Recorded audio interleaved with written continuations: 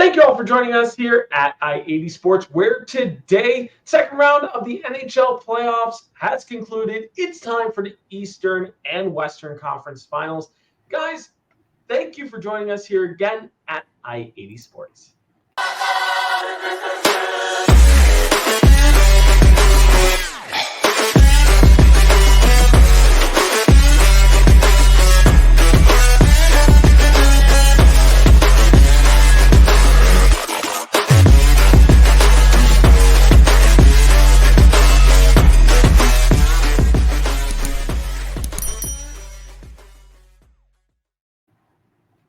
Thank you all for joining us here at I-80 Sports. Make sure that you subscribe down below, youtube.com/NHL on I-80 Sports, which this is our newer YouTube channel. You want to make sure that you are subscribed down below if you currently are not, which it's very likely that, hey, you are likely not. So please make sure to subscribe down below. We really greatly appreciate it.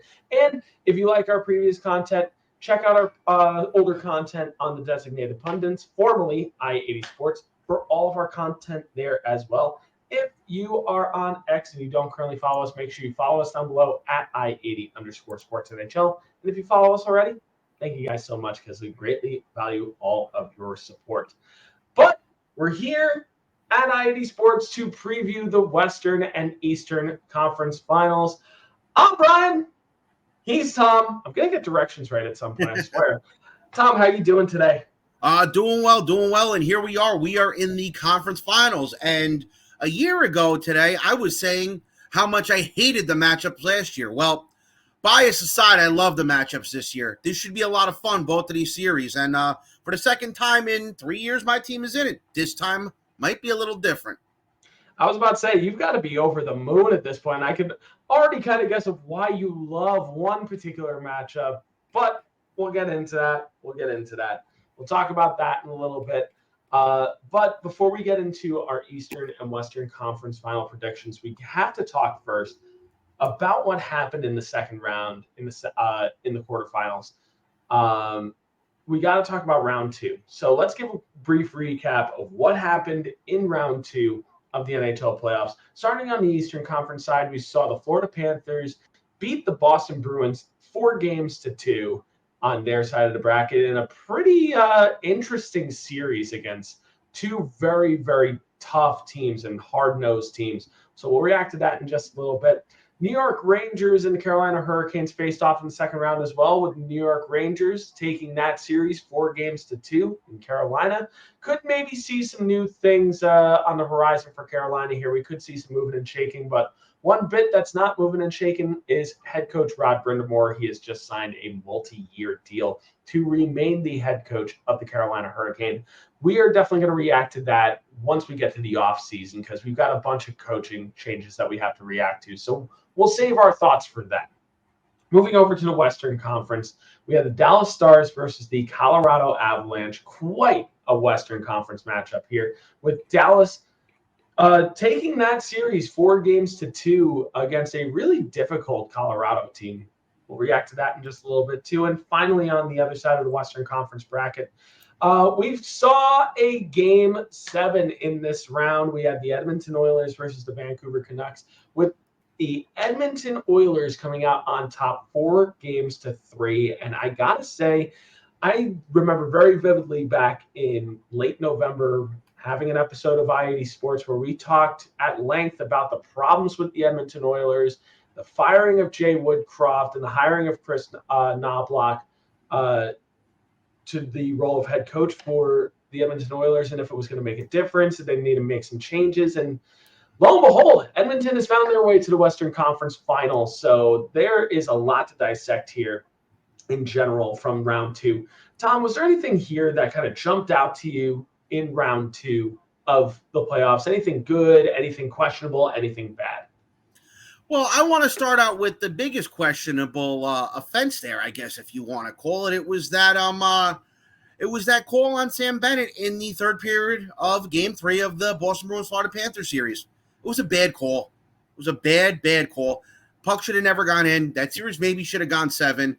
I know I'm a Ranger.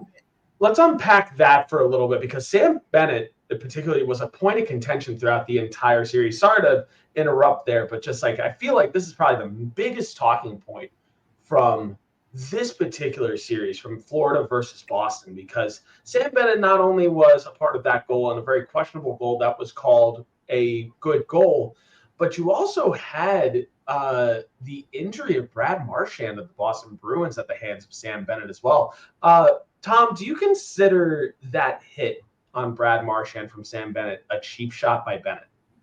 I wouldn't say it's a cheap shot just because of who it's on. And Marchand has even gone along and said that he has gone out there and done the same thing before. So I'll leave it at that. It's just the goal really bothered me. It was the goal should have been a no-goal call. To say that Boston would have won the game, I don't know. And I correct myself, because that was game 3. It was actually game 4. To say that the Bruins would have gone and won the game, I don't know. But the Bruins were 2-1, beginning of the third period, getting themselves back into that series, and that non-call killed them. That killed them. There could have been a very good chance if that game would have gone the other way, this series could have gone 7. And maybe we're sitting here talking about Rangers-Bruins conference finals to the Rangers-Panthers conference finals. But that really jumped out at me. That goal was terrible. It really screwed the Bruins. I'm not one to say that the refs screwed up, but they screwed up there. And now here we are. Panthers are in the conference finals, most likely because of that call. There is one other thing I want to address. It really is just a play of the Colorado Avalanche in round 2. I don't quite understand what happened there. They went out, they won the first game in comeback fashion. They almost came back in the second game against Dallas. And you add those 2 games up against the 5-game series against Winnipeg, the 4-1 series victory for the Avs, and you're thinking, oh, wow, this might be cup number 2 in 3 years. Well, take what happens with Nichushkin aside, which had some effect on game 4. But regardless of that, the Avs laid an egg in games 3 and games 4 on their home ice, where they really could have came home, and if they would have just put their foot on the gas, we could be talking about the Avalanche in the Western Conference Finals for the second time in 3 years. I think this was a big backbreaker for the Avs. They obviously won Game 5. They lost Game 6 to their old nemesis, Matt Duchene, in overtime. But I think this is a wake-up call, and I said it in our playoff preview, and I know I ate my words in our second-round preview because the Avs did win the first round. It's time for the Avalanche to start looking up and down at their roster and figuring out what they want to do with certain players. Cale Makar and Nathan MacKinnon aside, you need to figure out, is Landeskog coming back? Do you want to deal with the same old bull you-know-what with Nichushkin? I think maybe Lehkonen and Rantanen are safe. So you take McKinnon and Makar and maybe Rantanen and Lehkonen and maybe even Casey Middlestad, and then you really look up and down at your roster there. And after you didn't win it again this year, after thinking you were going to be a dynasty 2 years ago, you really got to look up and down and figure out what you're really going to do with this, because I really did think after those first 2 games they were going to beat Dallas and maybe just march all the way right back to the finals to meet whomever. And, as a Ranger fan or as a fan of any team, you look at the way that team plays. When they're on their game, they're a scary team. Well, now it's time for them to start really deciding what direction they're going to go and what they're going to do. Are they going to go for it again next year and potentially fail? Or are they going to say, maybe not make the playoffs, but maybe take a step back, bring some younger kids along, try to concentrate a little more on the draft? Because remember, McKinnon and Makar are still fairly young, so in 3 years' time, they can be contenders again. Hey, Pittsburgh did it for years. They went how many years between 2009 and 2016? 8 years between the first 2 cups.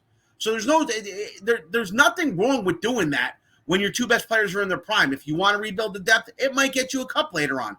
Or you do what Chicago did. Win your 3 cups and keep trying to force a 4th cup along, and, well, here they are now. Obviously, they have Connor Bedard, but that's besides the point.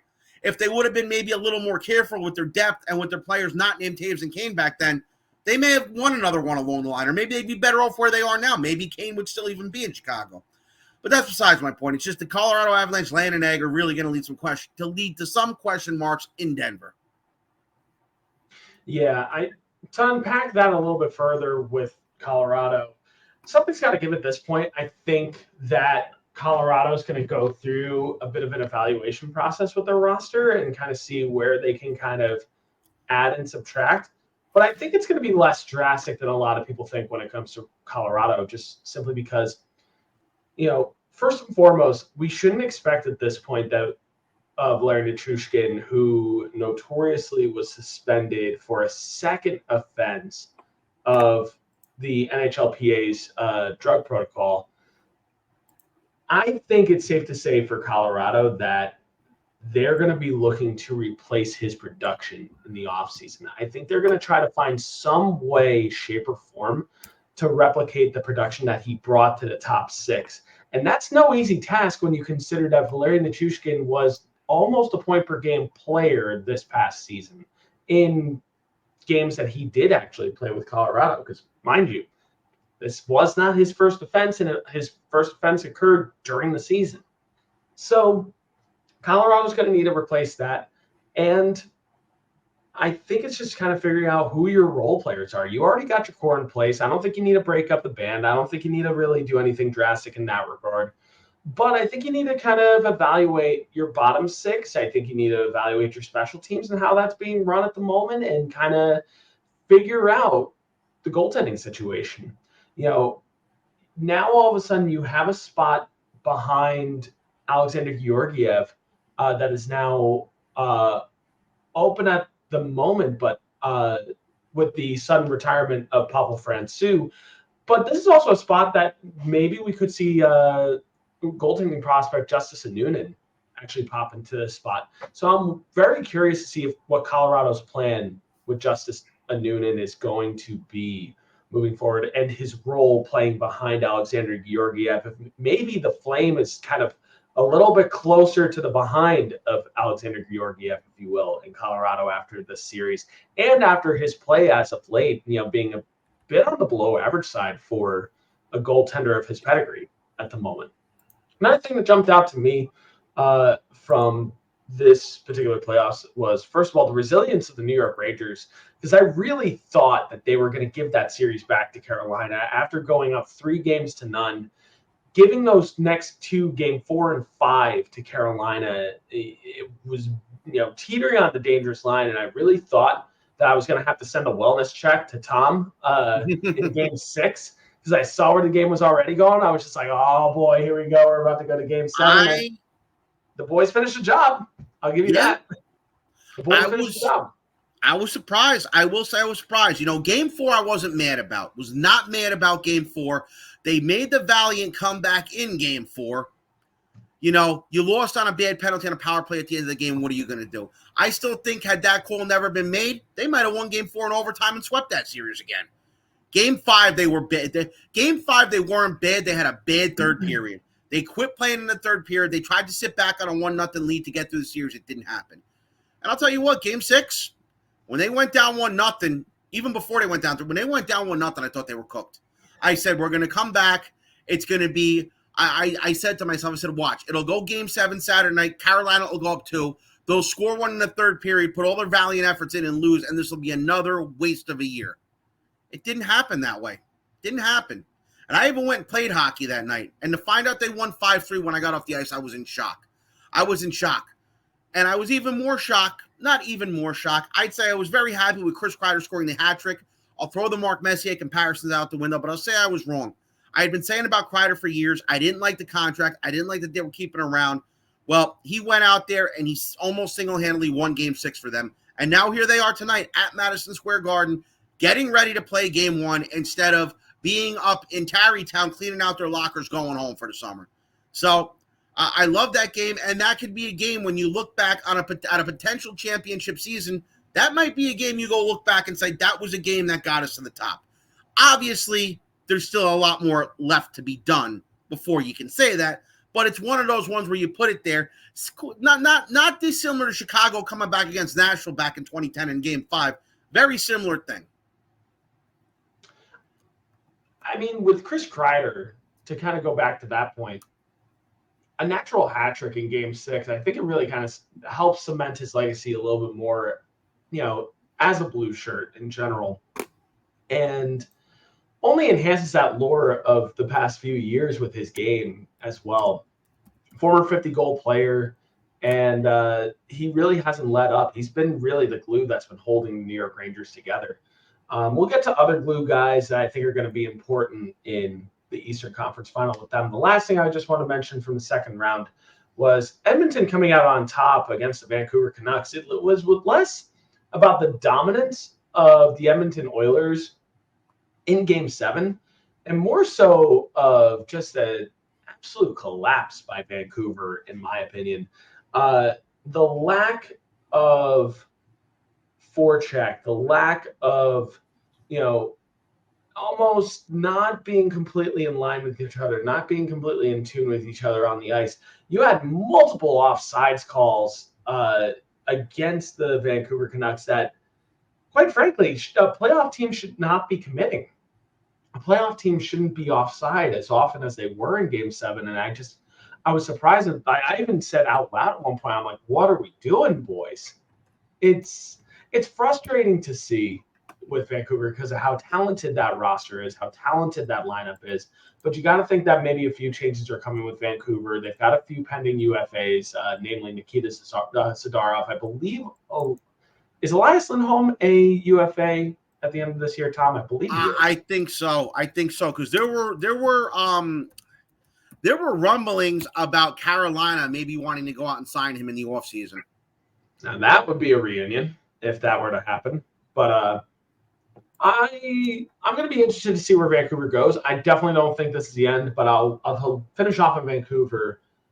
I don't think it was just the fact that Brock Besser was missing in that last game. I don't think that was the only reason why Vancouver collapsed there. I thought that was a bit of a team collapse at the end there, and I want to see Vancouver actually get over the hump next year and make it to the Western Conference Final. I think they've got a talented roster to do so, and I want to see a healthy roster for Vancouver go farther. Hats off to Arthur Shalovs as well, if I'm pronouncing that name correctly. Fantastic play in relief for Thatcher Demko in between the pipes. Just hats off to him. Unprecedented situation for him in Vancouver, and he handled it with style and grace, and he did very, very well done. Hats off to the Latvian goaltender for sure. Now let's move on to the Eastern and Western Conference Final. We're going to preview this now. We're going to start on the East Coast side of things for Tom here, because I know he's excited to dig into this and talk about this.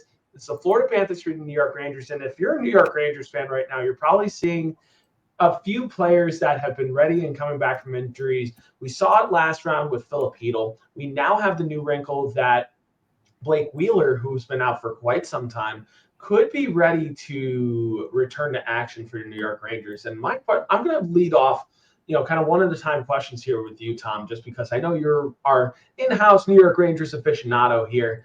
How do you feel about Blake Wheeler being ready to potentially play? Do you want to see him in the lineup at all, or do you want to see the lineup kind of stick to the same? And how would you feel that the Rangers need to use Filip Chytil in this upcoming round? I mean, Wheeler, I don't think is probably going to see any time, at least early on. He's not playing tonight. Chytil is playing tonight.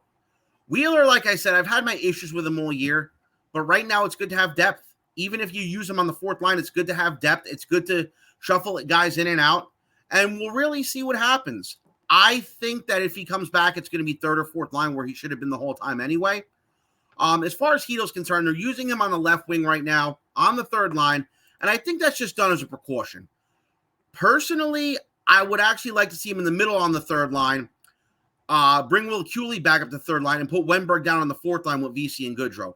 So we'll see what happens there too. But right now, I think just out of an abundance of caution, they are using Filip Chytil on the third line left wing spot. And that's to add some depth to the third line too. Their depth did get better against Carolina. You started seeing some more goals come from the third and fourth lines in that series. And, like I said, it's a huge, huge upgrade to the third line. The top six, you don't need to touch. They've been fine. But yeah, we will see what happens with Chytil. Wheeler, it's going to be interesting if you see him at all. You might not even see him at all.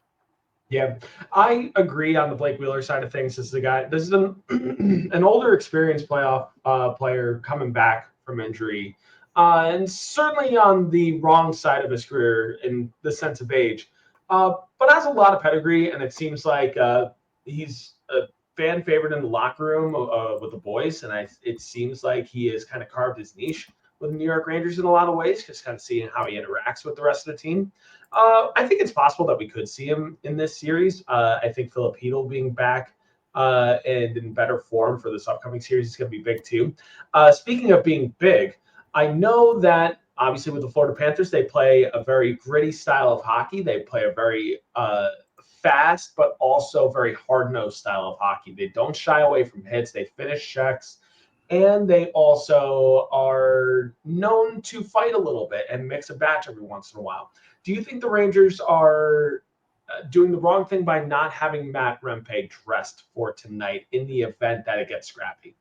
I think that they're not. I think you have to see how the first game goes before you decide what you're going to do with Rempe if he plays at all. You have to see how the first game goes. And remember, Paul Maurice has kind of been telling them to dial it down a notch, especially because the after whistle crap would work against Boston, the throwing hits would work against Boston. Everybody and anybody knows you give this Rangers team a power play, more often than not, you're going to pay for it. And I think that's why they're not putting Rempe in, just because I think the Panthers are maybe not going to dial down the physicality, but they're going to try to dial it down a little bit to not take penalties. Whereas, like I said, they don't want to take penalties against this Rangers team. Rempe, like I said, I don't think will play tonight. If he plays at all this series again, we have to see what happens. But right now, tonight, I think they want to go with, I hate to say it, as big as Florida is, you can do two things when you're playing against a big team. You can try to match the size, or you can try to outskill a big team. We've seen it happen throughout history before with two Philadelphia Flyers teams.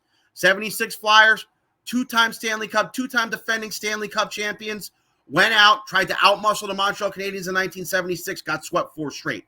Same thing in 1997. The big, bad Broad Street Bullies, the Legion of Doom, Eric Lindros, everyone thought they would roll over to Detroit Red Wings that year. Red Wings swept them out 4 straight by using skill and puck possession over the size. Sometimes it works, sometimes it doesn't.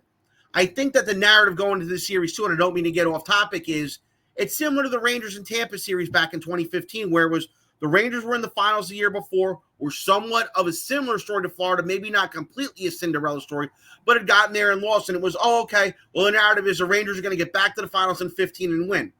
Well, we all know what happened that year. The Rangers didn't go back to the finals. Tampa knocked them out in that Eastern Conference final. So I sense a little bit of that going on here, too, that there's this narrative with Florida that, they're going to get back without having to play yet. And I felt it was the same, like I said, same thing with that Ranger team in 2015. And we all know what happened there. True. 2 final questions in regards to the Rangers here, Tom, because looking at the defense for the New York Rangers, we saw a little bit of shuffling during the Carolina series, especially after the losing games 4 and 5. We see that Peter Laviolette is not afraid to shuffle a little bit defensively. I think he likes to keep that left side the same, with Ryan Lindgren as left defense 1, Keandre Miller as left defense 2, and Eric Gustafsson as left defense 3. But on the right side, it seems like Laviolette hasn't minded shuffling Jacob Trouba and Braden Schneider when he needs to. Do you think we see a little bit more of that in this Florida series? And ideally, for the Rangers, where do you like them kind of coming out of the gate defensively? Well, the thing is, you're never going to touch that first pair. So you're going to leave that one alone. That's obvious. The second and third pairs are interesting. It worked against Washington because they're not that good of a team. But the problem with putting Gustafsson and Trouba together is this. They both play aggressive games, yet different games. Gustafsson is a pure offensive defenseman. Trouba is a hitter. He likes to go out of his way to throw hits. He will go out of his way to throw the big hit. Them two together against an aggressive forechecking team like Carolina and now like Florida, I don't think is going to work. You put them back. Braden Schneider's a little more of a moderate defenseman, so it's better to have him with Gustafsson. And while Trouba and Miller, while not a great pair, has played well together before. And sometimes, in order to get the magic back with a great pair, you got to split them up. You got to split them up for a while. And maybe they'll find their magic again this series. Remember, they were their best pairing in that 2022 run to the Eastern Conference Finals, Trouba and Miller. That was the Rangers' best pairing during that run. So we'll see. And like I said, Miller likes to take his chances too. He's calmed down a little bit on it, and I'm hoping that them two can, like I said, find the magic again they had 2 years ago. So I think you need to keep it the way it is, because I just think, especially if you're out there against Florida's first line with Trouba and Gustafsson, you're asking yourself for trouble, and I think you're asking Igor to bail them out too much just because of the way both of those guys play. Yeah, and we'll keep this last question quick, which actually this is a perfect segue. Do you think if things start to flag for the New York Rangers for any reason, like if Igor starts giving up goals like beach balls, do you think Peter Laviolette could turn to Jonathan Quick at any point this series? I doubt it. Highly, highly doubt it. I don't think so at all. It's something I've been trying to explain all year, and people just don't seem to want to hear this. This is not a 1A and a 1B like in Boston. This is not a 1A or a 1B like Vancouver was kind of forced into, or Edmonton was forced into, or the excuse, well, Igor needs rest, so sit him for a game. No. You don't do that in the playoffs. You're seeing other teams do it. Other teams have lesser caliber goaltending than the Rangers do. Igor has been arguably the best goalie in these playoffs. He's been arguably the best goalie in the league since the All-Star break. It's as simple as black and white here. Igor is the starter. Quick is the backup. A bona fide starter plays all the playoff games. A bona fide backup normally sits all the playoff games. This is not a 1A, 1B. This is not a rotation. This is a pure starter backup role for the playoffs. Yeah. Looking on the other side of the coin, looking at the Florida Panthers now, since we talked pretty at length about the New York Rangers there, looking on the other side of who they're facing with the Florida Panthers, you've got some playoff performers right now. Looking at their top 5 scorers of the playoffs so far in 11 games, mind you, Matthew Tkachuk leads the way with 14 points, 4 goals, and 10 assists in 11 games.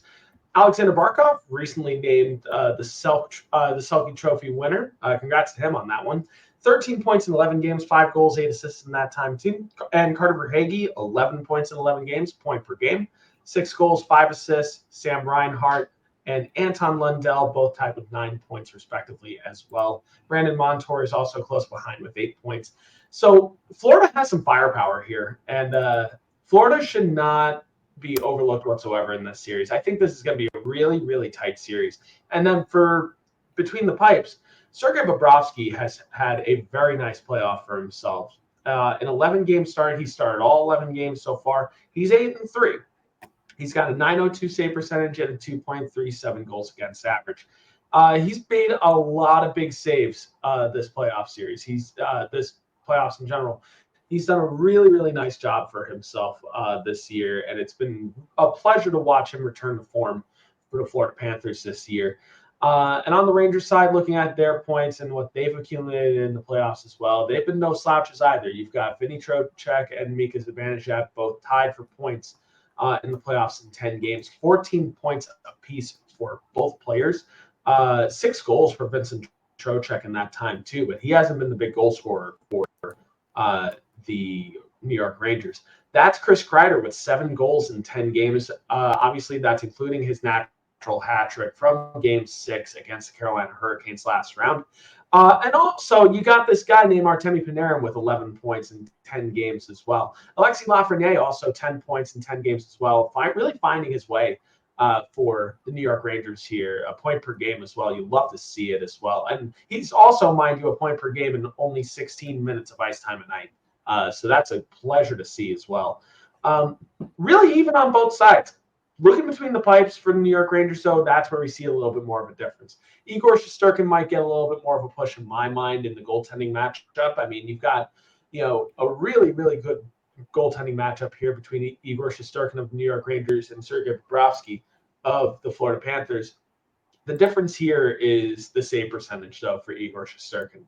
Igor, in 10 games played in his 8 wins so far, has a .923 saves percentage compared to Sergei Bobrovsky's .902 save percentage. Bobrovsky has a slightly better goals against with the 2.38. Igor Shesterkin has a 2.40 goals against average at the moment. So it's pretty tough to peg this matchup. I think no matter what, when looking at this Eastern Conference matchup between the New York Rangers and the Florida Panthers, I could see this Eastern Conference final going any which way. And Tom, I'll ask you before we kind of get into our prediction of this one, are there going to be really any X factors that you think are going to be the make or break for either team? Well, it's really it comes down to 2 things. If the series is played mostly at 5-on-5, that's an advantage to the Panthers. I would say on D right now, Panthers probably got a little bit of advantage too once you get into their second and third pairs. Third and fourth lines, I would say right now a little bit of an edge to the Panthers, but we have to see how that third line plays if Heedle's going to play in a full-time role here. And we have to see if Blake Wheeler comes back. And if that third line turns it on, then we're having a different conversation about the depth. And a funny thing to say about the depth is this. Right now, one of your fourth line stalwarts there, Barclay Goodrow, is 5 points, 3 goals, 2 assists. The guy is your modern day Marty LaPointe, Doug Brown, your modern day depth guy. And he had a good series against Carolina. He's having a good playoffs. This is why he was brought here. It's funny because I look at to add to your point of the bottom 6 for Florida and New York. I like Florida's third line a lot more than I like the Rangers, but I like the Rangers' fourth line a lot more than I like the Florida Panthers. So to me, that bottom 6 is a bit of a push. I got to think that on either which side, 2 names really stick out or 3 names really stick out in my mind for both teams. For the Florida Panthers, Sam Bennett and Evan Rodriguez are 2 names that really stick out to me. Sam Bennett, in his 6 games played, has 4 points in that time. So he's nearly a point per game. Evan Rodriguez is all over the ice, and he is a constant contributor and is constantly involved in plays for the Florida Panthers and on special teams too. And then for the New York Rangers, Jimmy Vesey, who has really, really found a Swiss Army knife role for the New York Rangers and has really done a nice job on that fourth line. And he's a bit of an X factor guy in that bottom 6 to me. Continue on to your point there, Tom. Sorry to interrupt you there. So it comes down to all that, but now you look at the 2 other things right now. You look at Bobrovsky versus Igor. Now, you had mentioned before, I won't say it again, that Bobrovsky's GAA is a little better, where Igor's save percentage is a little better. Well, that goes against average. Maybe if you take away that terrible third period in Game 5 against Carolina, is probably advantage Igor. And I still think I give it advantage Igor, but by the slimmest of margins. But now here's where it's going to get interesting. We talk about the power play. Florida's power play is not that great. Their penalty killing is meh, and the Rangers shorthanded are a dangerous team, especially if Florida is going to bumble their power play up. But if we're talking about top line players, which in the cap era now, as great as depth is, you need your top line guys to come through. Something in the Henrik Lundqvist era the Rangers never had. The Rangers right now have 5 players with a point per game or better in one less game played than the Florida Panthers. Yeah, I mean, 5 of those guys are in their top 6. This isn't the days of Derek Brassard being your second or third line center and him leading the team in scoring. These aren't the days of Ryan McDonough leading the team in scoring. These aren't the days of relying on Derek Stepan to lead the team in scoring. Your top 5 are probably your top 5 players all season. Zibanejad, Trocheck, Panarin, Lafreniere, and Kreider. Their 5 top forwards have shown up these playoffs. It's been a problem in the past for the Rangers, maybe even since the 90s, maybe not since the 90s, since the Yager days where you had guys like Yager, Nylander, Shanahan, and Straka. You had Lundqvist and net, but you maybe had a hodgepodge of put-together defense there. So if it's going to come down to the special teams, Florida not converting on the power play, the Rangers converting on their power play, the Rangers scoring shorthanded goals, the reliance on the top 6 to get something done, and now Florida's even trying to play games. They've weakened their top 6 by putting Sam Bennett down on the third line to try and outplay the Rangers' depth. If it's going to come down to those 3 factors, then the Rangers got the advantage. And I think the Rangers have the advantage in net, but not by a lot. Yeah, I think the X factor to me in my mind is Florida Panthers need to stay out of the penalty box at all costs. They need to play disciplined hockey, which is a tough ask for a lineup that currently consists of Matt Tkachuk and Nick Cousins. So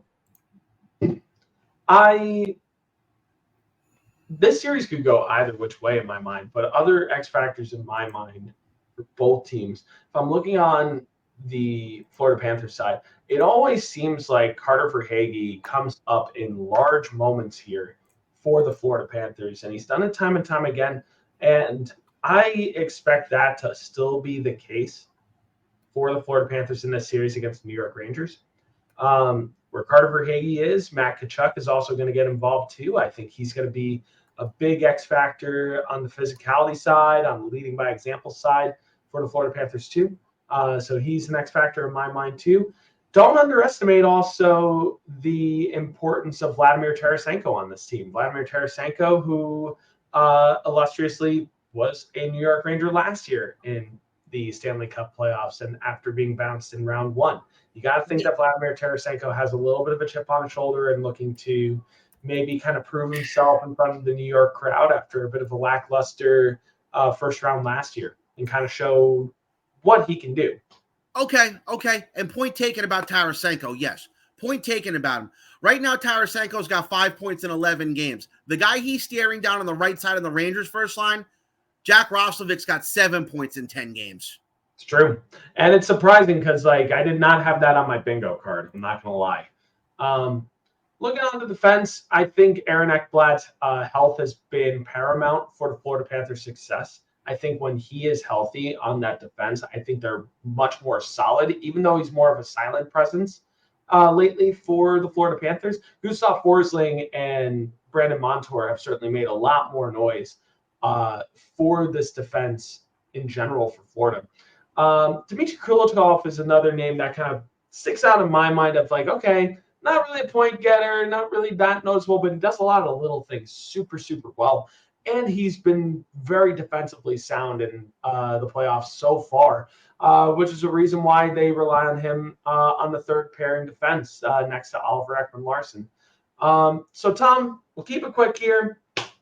It's time. How are we predicting this? Who's coming out on top? Florida Panthers versus the New York Rangers. Who's going to the Stanley Cup and in how many games? So, it's no disrespect to the Panthers. The Panthers took care of business against the Tampa Bay Lightning. You had a good goalie in that series in Vasilevsky, but in reality, the Lightning were basically a one-line team. I thought the Lightning were going to upset the Panthers. Didn't happen. The Panthers in the Boston series looked beyond dominant in those first few games. In the first games 2 and games 3, I thought it was going to be over after game 3. They came back to earth against the Bruins. The Bruins with a great goalie in Jeremy Swayman, and you had David Pastrnak and Brad Marchand, but a Boston Bruin team that's much less than what this Rangers team is. And you could talk about the experience, and everybody can talk about the experience. Hello?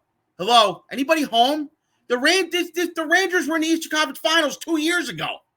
Did everybody forget about that? Is that my imagination? I forgot. Is that my imagination? And they went through some bumps and bruises last year, too, with that Devils series. It's no disrespect to the Panthers. It really isn't. And I'll quote Larry Brooks, as much as I don't like the guy, saying that the mentality around that conference finals in 2015 was Rangers were in last year, they'll get back. It's very difficult to get back. Now, it's no disrespect to the Panthers. It's not me being a homer. This is not going to be an easy series. Everybody knows that. So while my heart wants to say Rangers in 6, I can't say that. So I'm saying Rangers in 7.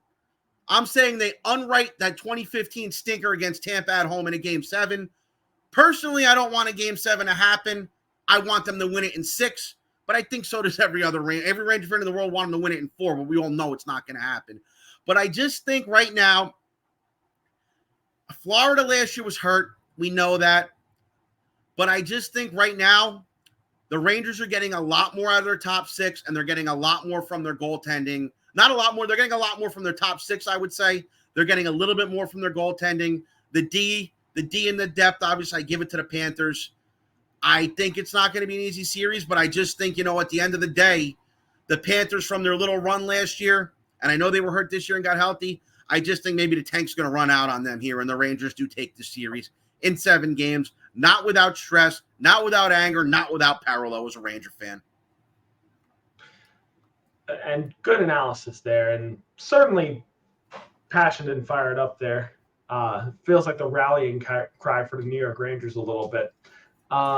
This series can go either which way. I mean, I could see a scenario where the Rangers go to the Stanley Cup final. I could see where the Florida Panthers find their way back to the Stanley Cup final again. But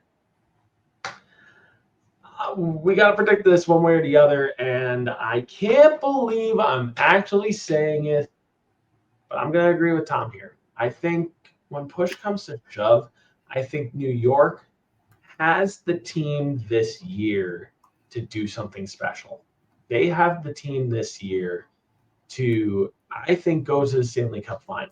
I think that this is a New York Rangers team that you look up and down this roster, and every bit of this team contributes. I don't know if I can fully say that for the Florida Panthers. Teams that typically have contribution from every line typically end up making it to the Stanley Cup final. History has just kind of proven that. And I think this year's going to be no different. So I'm going to say that the New York Rangers are going to end up going to the Stanley Cup final. And I'm going to agree with Tom here. It's going to be in 7 games. We could see it going tit for tat. We could see it going back and forth. But God, that pained me to say that. Let's move on to the Western Conference to get that taste out of my mouth. Edmonton Oilers versus the Dallas Stars. A little bit less to analyze on this one, I feel like. I mean, this is a really, really exciting matchup, though, because on either which side, you've got exciting things. If Edmonton moves on, we could see a Canadian team back in the Stanley Cup that we haven't seen in a while. If on the Dallas side, if Dallas goes, we could finally see Joe Pavelski get over the hump and finally get himself a Stanley Cup, which would be amazing to see. Very kind of like akin, maybe not quite. I mean, Joe Pavelski is a Hall of Famer in his own right. But last time I remember a guy of this pedigree, this old, 2001 with Ray Bork of the Colorado Avalanche. I feel like we're not quite in that team. Dave Anderchuk as well with the 2004 with the Tampa Bay Lightning as well. Felt like Dave Anderchuk for his whole entire career just somehow was just 1 year too late or 1 year too early with a team going to and winning a Stanley Cup. It happened with him with the New Jersey Devils, which, fun fact, Dave Anderchuk was a New Jersey Devil. He's one of the most random New Jersey Devils of history. But, Edmonton Oilers versus the Dallas Stars here. Quite a bit to unpack. I mean, obviously, we know the firepower of the Edmonton Oilers, and we know how solid the Dallas Stars are. Tom, my question to you is, in your mind, which do you think is more important? Heavy-duty firepower with points coming out the wazoo, or a more solid and less exciting up-and-down lineup? Well, it depends. See, it's great to have depth as long as you have those game breakers up top. It's what made it work with those great Detroit Red Wings teams all those years. They had all the depth in the world, but up top you had Steve Yzerman, Sergei Fedorov, Brendan Shanahan, just to name a few. Igor Larionov, guys like that. Later on, Luke Robitaille and Brett Hull. Later on, Pavel Datsyuk and Henrik Zetterberg. Later on, Thomas Holmstrom. So it's great to have depth. It's great to be a deep team, but you need to have some of that veteran firepower and some of that experienced firepower up front. Yeah, I mean, go on. Sorry, I didn't mean to cut you off there. No, go ahead. No, and I agree. I mean, look at the firepower for instance, of the Edmonton Oilers. They have 5 guys right now that are up over a point per game, including defenseman Evan Bouchard with 20 points in 12 games. I think that actually might be a record. It's close to it. I don't know. Paul Coffey set a lot of records during his days in Edmonton as well. The irony, especially with him being an assistant coach in Edmonton. Yeah. The absolute irony. But yeah, just looking up and down, Leon Draisaitl, 24 points in 12 games. Connor McDavid, of course, he's in that conversation, 21 points in 12 games. Evan Bouchard, 20 points in 12 games, as I mentioned before. Ryan Nugent-Hopkins, former first overall pick as well, 16 points in 12 games. And the player that Toronto's probably still kicking themselves for giving up in free agency, Zach Hyman, 13 points in 12 games. 11 goals in that time. He has been finishing. But here's the problem for the Edmonton Oilers. You have that, and it's great. Then you look at the goaltending. And it's no knock on Stuart Skinner. It's no knock on Calvin Pickard in the games that he's played. Goaltending's been less than stellar. Stuart Skinner currently in this playoffs in 10 games started. He has an .881 save percentage and a 2.87 goals against average. which I guess for Edmonton, their game plan is just score more goals than the other team, even if it means you have to score 7 in a night. Which it's obvious they can do. But you look on the other side of Dallas, and that's where you get a little bit concerned if you're an Edmonton Oilers fan, because you look at the pipes for the Dallas Stars, and you're staring at the face of Jake Ottinger for Dallas, who's sporting a .918 save percentage and a 2.09 goals against average. Do you think that differential in goaltending is going to make a big difference here, Tom? See, I want to say yes. But my issue with that is last year, they faced a fairly loaded Vegas team, which was built, as much I hate to say it, because you know how much I love the Vegas Golden Knights, was kind of built similar to those Detroit Red Wings teams where they had the stars and the depth. And as great as Ottinger's been, it wasn't enough to handle Vegas last year. And now, maybe this team isn't as deep, but they have two players that are better than just about any other player in this league. Sans Nathan McKinnon. And I just don't know. They tried doing this last year with the depth thing, and they ran into this hot juggernaut Vegas team, which had suspect goaltending, and Vegas still went through them in 6 games. So now I don't know. If you're going to trust your goaltending against McDavid and Draisaitl, who have been world beaters this year, you tried doing that last year with the guys like Jack Eichel and Mark Stone and the crew and Jonathan Marchessault, and it didn't work. And now you're trying to do it with maybe not a better team, but 2 better top-end players. I don't know if that's going to really be your thing. On top of all of it, which I know we'll talk about this in a minute, right now it's something that I mentioned before about the old Ranger teams. Right now your leading scorer is a defenseman. I don't know if that's – and it's no disrespect to Miro Heiskanen. The guy is not Bobby Orr. The guy is not Cale Makar. The guy is not Nicholas Lidstrom. But what he does provide is in Miro Heiskanen, and talking about Miro Heiskanen for the Dallas Stars, he's just a solid defenseman playing 28 to 30 minutes a night right now for the Dallas Stars. 13 points in 13 games. He's their only point per game player at the moment. But he's still part of the backbone of the Dallas Stars. He's that top pairing defenseman for the Dallas Stars. In second and third for points right now for the Dallas Stars, Jason Robertson is in second with 12 points in 13 games. And then Wyatt Johnston with 11 points in 13 games, 7 goals in that time as well. What I also see from the Dallas Stars is you're getting contribution from everywhere. Because after Miro Heiskanen and Wyatt Johnston in the goal category, in the goal department, you have a bunch of guys with 3 goals each. That includes Jason Robertson, Jamie Benn, Tyler Seguin, Evgeny Dadonov, Logan Stankoven.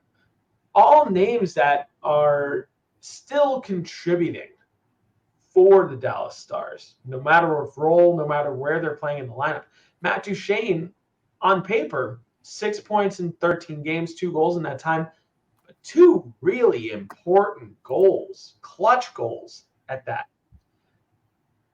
I guess my question before we make our prediction here, Tom, is do we think that the just overall up and down lineup of Dallas is enough, and just overall decent defense of the Dallas Stars thus far? Looking at the defensive pairing as well for the Dallas Stars before asking this question also, their current defensive pairing that they're rolling out in this round: Thomas Harley with Miro Heiskanen on line 1, Esa Lindell with Chris Tanev on line 2, and Ryan Suter with Alex Petrovic on line 3.